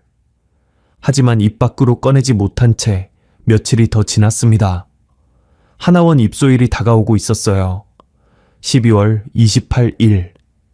입소하면 석 달간 외부 접촉이 제한됩니다. 전화도, 면회도, 외출도. 초기에는 거의 불가능하다고 했어요. 석 달이라는 시간이 벽처럼 다가왔습니다. 서혜운도 알고 있었어요. 입소일이 가까워질수록 서혜운의 표정이 어두워졌습니다. 웃긴 했지만 웃음 뒤에 무언가를 참고 있다는 게 느껴졌어요. 제가 그랬듯이 이 사람도 말을 못하고 있었던 겁니다. 입소 이틀 전이었어요. 12월 26일. 저녁 무렵 서혜운이 원룸에 와 있었습니다. 임시 거처에 왔으니까 이번이 마지막이 될 수도 있다는 걸 둘 다 알고 있었어요. 접이식 식탁에 편의점에서 사온 도시락 2개를 올려놓고 마주 앉았습니다. 밥을 먹는데 둘 다 말이 없었어요. 젓가락 소리만 났습니다. 밥을 다 먹고 서혜운이 일회용 컵에 커피를 타줬어요. 봉지 커피였는데 저는 이미 맛에 익숙해져 있었습니다. 닷새 전만 해도 달다고 얼굴을 찡그렸는데 이 사람이 타주는 커피는 어느새 제일 좋아하는 맛이 됐지요. 커피를 마시면서 창밖을 봤어요. 반지하라 보이는 건 지나가는 사람들의 발뿐이었습니다. 그 발들을 보다가 입을 열었어요. 계획한 게 아니었습니다. 머리로 생각한 게 아니라 가슴에서 올라온 말이었어요. 혜운 씨, 네, 나랑 결혼해 주시오. 결혼이라는 단어가 입 밖에 나온 순간 저도 놀랐습니다. 하지만 놀라면서도 동시에 이게 맞다는 걸 알았어요. 내 인생에서 이 사람을 놓치면 다시는 이런 사람 못 만납니다. 이건 확신이었어요. 24해를 살면서 확신이라는 걸 가져본 적이 없는 사람이 처음으로 가진 확신. 서혜운이 커피잔을 식탁에 내려놓았어요. 손이 떨려서 잔이 식탁에 부딪히는 소리가 났습니다. 저를 봤어요. 눈이 커져 있었습니다. 뭐라고요? 결혼해 달라고 했습니다. 목소리가 떨렸어요. 분명히 떨렸습니다. 반지도 없고 꽃도 없고 무릎을 꿇지도 않았어요. 반지하 원룸의 접이식 식탁 위에 일회용 커피잔과 편의점 도시락빈 통이 놓여있는 상황이었습니다. 세상에서 가장 초라한 프러포즈였지요. 우리 만난 지 며칠인데요? 서혜운의 목소리도 떨리고 있었어요. 열이틀입니다. 열이틀 만에 결혼하자고요? 하나원에 들어가면 석 달이요. 그 석 달 동안 당신을 못 보면서 아무 약속도 없이 기다리기만 하는 건 못하겠소. 북한 사투리가 튀어나왔어요. 긴장하면 그렇게 됩니다. 못하겠소. 그 말에 제 절박함이 다 들어있었어요. 서혜운이 의자에서 일어났습니다. 저를 안 보고 창밖을 봤어요. 반지하 창문 위로 지나가는 사람들의 발을 보면서 한참을 서 있었습니다. 제 심장이 터질 것 같았어요. 거절당할 수도 있다는 공포가 밀려왔습니다. 이 사람이 아니라고 하면, 이 사람이 돌아서면 나는 어떻게 되는 건가? 서혜운이 돌아섰어요. 울고 있었습니다. 눈물이 볼을 타고 흘러내리고 있었는데 입은 웃고 있었어요. 울면서 웃는 얼굴. 제가 처음 본 표정이었습니다. 미쳤다. 서혜운이 말했어요. 우리 둘 다 미쳤다. 그러면서 고개를 끄덕였습니다. 저는 의자에서 일어나려다 무릎이 풀려서 비틀거렸어요. 식탁 모서리를 잡고 겨우 섰는데 서혜운이 다가와서 저를 안았습니다. 작은 사람이었는데 그 팔이 세상에서 가장 넓게 느껴졌어요. 제가 아는 게 아니라 이 사람이 저를 아는 겁니다. 철조망 너머에서 손을 내밀었을 때처럼 이번에도 먼저 다가온 건 이 사람이었어요. 반지하 원룸에서 형광등 불빛 아래서 편의점 도시락 냄새가 남아있는 그 방에서 우리는 한참 동안 서로를 안고 있었습니다. 다음 날 12월 27일 구청에 갔습니다. 혼인신고서를 쓰는데 손이 떨려서 글씨가 삐뚤어졌어요. 서혜운도 마찬가지였습니다. 증인란에 서명해 줄 사람이 없어서 구청 직원 한 분이 증인이 되어 주셨어요. 그분이 우리를 보며 한마디 했습니다. 축하드립니다. 두 분 다 참 젊으시네. 그게 우리가 들은 유일한 축하 인사였어요. 서혜운의 가족한테는 사후 통보였습니다. 혜운이 그날 저녁 어머니한테 전화했는데 전화기 너머로 소리가 들렸어요. 미쳤니? 탈북자랑 결혼을 해? 혜운이 울면서 전화를 끊었습니다. 저는 옆에 서서 아무 말도 할 수 없었어요. 이 사람한테 짐이 되는 건 아닌가 하는 생각이 칼처럼 가슴을 찔렀습니다. 혜운이 눈물을 닦고 저를 봤어요. 신경 쓰지 마세요. 엄마는 제가 설득할게요. 그 말을 하는 얼굴이 단단했습니다. 울었던 사람이 맞나 싶을 정도로. 이 사람은 그런 사람이었어요. 울고 나면 더 단단해지는 사람. 혼인신고를 마치고 근처에 작은 식당을 찾았습니다. 김치찌개를 파는 허름한 집이었어요. 들어가서 김치찌개 2인분을 시켰습니다. 그게 우리의 결혼식 피로연이었지요. 김치찌개가 보글보글 끓는 걸 보면서 서혜운이 웃었어요. 우리 결혼식 사진도 없다. 찍을까요? 서혜운이 손전화를 꺼냈어요. 카메라 기능이 있다는 걸 그때 처음 알았습니다. 김치찌개 앞에서 둘이 고개를 붙이고 서혜운이 팔을 뻗어서 찍었어요. 나중에 보니까 사진이 흔들려 있었고 제 얼굴에 아직 철조망에 긁힌 자국이 남아 있었습니다. 세상에서 가장 초라한 결혼 사진이었지만 지금도 제 지갑 안에 들어있어요. 7년 동안 하루도 빠지지 않고요. 밥을 먹으면서 서혜운이 물었습니다. 후회 안 해요? 저는 고개를 저었어요. 나는 지뢰밭을 건넌 사람이요. 그보다 무서운 건 없습니다. 서혜운이 피식 웃었어요. 그건 좀 멋있다. 그날 밤 원룸으로 돌아왔습니다. 아내와 함께. 이상하지요. 아침에는 혼자였는데 저녁에는 아내가 생겼습니다. 접이식 식탁 위에 혼인신고서 접수증이 놓여 있었고 그 옆에 김치찌개, 집 앞에서 찍은 흔들린 사진이 서혜운의 손전화 화면에 떠 있었어요. 만남부터 정확히 열나흘째였습니다. 14일, 200시간도 차에 안 되는 시간 안에 저는 철조망을 넘고 병원에 실려가고 조사를 받고 세상을 처음 걷고 사랑에 빠지고 결혼을 했습니다. 미쳤다고 하실 겁니다. 서혜운의 말처럼 우리 둘 다 미쳤던 거 맞아요.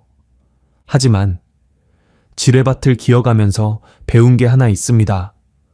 한 뼘 앞도 모르는 어둠 속에서 계산만 하면 평생 한 발자국도 못 뗍니다. 어느 순간에는 그냥 믿고 손을 내밀어야 해요. 그 손을 잡아주는 사람이 있다면 그게 기적입니다. 서혜운은 제 기적이었어요. 열나흘 만에 찾은 기적. 이 편지를 쓰고 있는 지금 2026년 3월입니다. 식탁 위에 원고지를 펼쳐 놓았어요. 딸아이가 잠든 뒤에야 쓸 수 있으니까. 지금은 밤 11시쯤 됐을 겁니다. 거실 불을 끄고 식탁 위 스탠드 하나만 켜놓았어요. 아내가 안방에서 아직 안 자요? 하고 물었는데 응, 조금만 더 하고 대답했습니다. 이 편지를 쓰고 있다는 건 아내한테 말하지 않았어요. 다 쓰고 나면 보여줄 생각입니다. 경기도 파주에 살고 있습니다. 작은 아파트예요. 큰 건 아닌데 우리 셋이 살기에는 넉넉합니다. 거실 창문으로 임진강 쪽 산이 보여요. 맑은 날에는 그 너머가 북한이라는 걸 생각합니다. 어머니가 계시는 곳이요. 7년이 지났는데 단 한 번도 소식을 듣지 못했어요. 살아 계신지조차 모릅니다. 그 생각을 하면 지금도 숨이 막히지만 오늘은 그 이야기는 잠시 접어두겠습니다. 이 편지는 슬픈 이야기로 끝내고 싶지 않으니까요. 하나원에서의 석 달은 길었습니다. 2019년 12월 말에 입소해서 2020년 3월에 수료했어요. 한국 사회 적응 교육이라는 걸 받았는데 경제 개념, 법률 상식, 직업 훈련, 심리 상담까지 빠짐없이 들어 있었습니다. 같이 입소한 탈북민이 12명이었는데 저만 기혼자였어요. 그것도 입소 이틀 전에 결혼한 기혼자. 다들 신기해 했습니다. 와, 형 진짜 대한민국 와서 제일 먼저 한 게 결혼이야? 하는 농담도 들었어요. 석 달 동안 서혜운과 통화는 일주일에 한 번 허락됐습니다. 10분, 그 10분이 일주일을 버티는 힘이었어요. 전화기를 귀에 대면 서혜운의 목소리가 들리고 그 목소리를 듣는 순간 파주 원룸의 접이식 식탁이 떠오르고 김치찌개 냄새가 떠오르고 구청에서 떨리는 손으로 쓴 혼인신고서가 떠올랐습니다. 이 사람이 기다리고 있다는 게 석 달을 견딜 수 있게 해줬어요. 수료 후에 정착지원금이 나왔고 주민등록증도 받았습니다. 리순혁이 이순혁이 됐어요. 주민등록증을 처음 받았을 때 한참을 들여다봤습니다. 사진 속 남자가 저라는 게 이상했어요. 대한민국 국민. 그 5글자가 현실이 되는데 지뢰밭 300m와 열나흘이 걸렸습니다. 직업을 찾아야 했어요. 하나원에서 적성 검사를 했는데 손재주가 있다고 나왔습니다. 북한 군대에서 장비 정비를 좀 했거든요. 군용 차량 엔진 분해하고 조립하는 일이었는데 그게 남한에서는 자동차 정비 쪽으로 연결됐어요. 파주에 있는 직업훈련원에서 1년 과정을 수료했고 자격증도 땄습니다. 처음에는 정비소에 취직해서 일했는데 3년 전에 작은 정비소를 차렸어요. 혼자 운영하는 아주 작은 곳이지만 제 이름이 붙은 간판이 있습니다.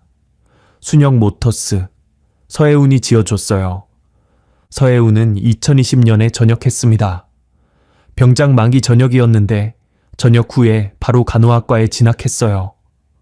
그날 밤 제 종아리를 지혈하던 손이 결국 사람을 살리는 직업을 택한 거였습니다. 지금은 파주에 있는 병원에서 간호사로 일하고 있어요. 야간 근무가 잦아서 힘들 텐데 집에 오면 피곤한 티를 잘 안 내요. 그게 또 이 사람다운 거지요. 쉽지만은 않았습니다. 결혼 초기가 특히 그랬어요. 서혜운의 어머니는 2년 넘게 저를 만나주지 않으셨습니다. 탈북자와 결혼한 딸이 부끄러우셨던 거예요. 전화로 이혼해라 하신 적도 있었고 명절에 가자고 해도 오지 마라 하신 적도 있었어요. 서혜운은 그때마다 울었지만 저한테는 괜찮다고 했습니다. 괜찮지 않은 게 보이는데 괜찮다고 하는 사람. 그 모습이 저를 가장 아프게 했어요. 장모님이 마음을 여신 건 딸이 태어난 뒤였습니다. 2021년 봄에 딸이 태어났는데 서혜운이 출산하고 나서 어머니한테 사진을 보냈어요. 아기 사진을요. 이틀 뒤에 장모님이 택배를 보내셨습니다. 이기 옷이었어요. 카드 한 장 없이 아기 옷만 들어 있었는데 그게 화해의 시작이었습니다. 지금은 명절마다 같이 밥을 먹어요. 장모님이 저한테 순혁아 라고 부르시기까지 5년이 걸렸습니다. 주변에 시선도 있었어요. 파주에는 군인 가족이 많아서 탈북자에 대한 편견이 아예 없진 않았습니다. 정비소를 처음 열었을 때 탈북자가 운영하는 곳이라는 소문이 돌았어요. 손님이 뚝 끊긴 적도 있었습니다. 그때 서혜운이 뭘 했는지 아십니까? 자기 병원 동료들 차를 전부 우리 정비소로 보냈어요. 여기가 실력 좋아. 내 남편이 하는 데야. 하면서 그 동료들이 만족해서 다른 사람한테 소개하고 그 사람들이 또 다른 사람을 데려오고 지금은 단골이 꽤 있습니다. 실력으로 증명한 거지만 첫문을 열어준 건 서혜운이었어요. 가장 힘들었던 건 제 아내 문제였습니다. PT, SD라는 걸. 진단받은 건 하나원 수료 후 2년쯤 지나서였어요. 처음에는 이름도 몰랐습니다. 그냥 밤마다 악몽을 꾸는 거라고만 생각했지요. 지뢰밭 꿈, 총소리 꿈, 명수 꿈. 한밤중에 소리를 지르며 깨는 날이 한 달에 서너 번은 있었어요. 서혜운이 옆에서 깨워주면 온몸이 식은땀에 젖어 있었습니다. 낮에도 증상이 있었어요. 큰 소리에 몸이 굳었습니다. 정비소에서 공구가 바닥에 떨어지는 소리에 심장이 멈추는 것 같았고, 밤에 차 경적이 울리면 총소리로 들렸어요. 한 번은 아파트 근처에서 폭죽 소리가 났는데 저도 모르게 바닥에 엎드렸습니다. 길 한복판에서요. 지나가던 사람들이 쳐다봤고 서혜운이 저를 일으키면서 괜찮아요, 폭죽이에요 라고 했어요. 그날 집에 와서 화장실에서 울었습니다. 7년이 지나도 내 안에 그 밤이 끝나지 않았다는 게 너무 비참했어요. 병원에 가자고 한 건 서혜운이었습니다. 정신건강의학과. 처음에는 거부했어요. 북한에서는 정신과에 간다는 건 미친 사람이라는 뜻이었으니까요. 서혜운이 말했어요. 미친 게 아니에요. 아픈 거예요. 아프면 치료받는 거지요. 간호사다운 말이었지만 그 전에 아내로서의 말이었습니다. 치료를 시작하고 나서 좀 나아졌어요. 완전히 낫지는 않았습니다. 지금도 가끔 악몽을 꾸고 큰 소리에 움찔합니다. 하지만 빈도가 줄었어요. 그리고 무엇보다 이게 병이라는 걸 알게 되니까 혼자 싸우지 않아도 된다는 게 편해졌습니다. 딸 이야기를 해야지요. 이름은 이하늘입니다. 올해 5살이에요. 서혜운을 닮았습니다. 눈이 까맣고 웃으면 눈이 초승달처럼 휘어져요. 말이 많고 질문이 많고 잠시도 가만히 있지 않는 아이예요. 매일 아침 현관에서 아빠 다녀오세요 하고 손을 흔들어 주는데 그 작은 손을 볼 때마다 7년 전 어둠 속에서 내밀어진 다른 손이 겹쳐 보입니다. 하늘이가 작년에 저한테 물었어요. 아빠는 왜 말이 다르게 해? 유치원에서 친구들이 그랬나 봅니다. 네 아빠는 왜 말이 이상하냐고? 아이들은 순수하니까 그게 상처를 주려는 말이 아니었겠지만 하늘이는 신경이 쓰였던 모양이에요. 저녁 밥상에서 그 질문을 하는데 서혜운과 눈이 마주쳤습니다. 서혜운이 살짝 고개를 끄덕였어요. 괜찮다는 뜻이었지요. 아빠는 아주 먼 데서 왔어. 얼마나 먼데? 아주 먼데. 그래서 말이 조금 다른 거야. 비행기 타고 왔어? 아니, 아빠는 걸어왔어. 와, 다리 안 아팠어? 많이 아팠지. 근데 엄마가 기다리고 있어서 걸을 수 있었어. 하늘이가 고개를 갸웃하더니 곧 다른 이야기로 넘어갔어요. 5살에게 아빠의 사연은 그 정도면 충분했던 거지요. 하지만 밥상 건너편에서 서혜운이 조용히 울고 있었어요. 밥을 먹는 척하면서 눈물을 닦고 있었습니다. 이 아이가 더 크면 전부 이야기해 줄 겁니다. 아빠가 어디서 왔는지, 어떻게 왔는지, 왜 말이 다른지, 그리고 엄마가 얼마나 대단한 사람인지, 철조망 앞에서 총구 대신 2손을 내밀었던 그 23살 여자 군인이 하늘이의 엄마라는 걸. 지금 이 편지를 쓰면서 식탁 위를 보고 있습니다. 7년 전 반지하 원룸의 접이식 식탁과는 다른 식탁이에요.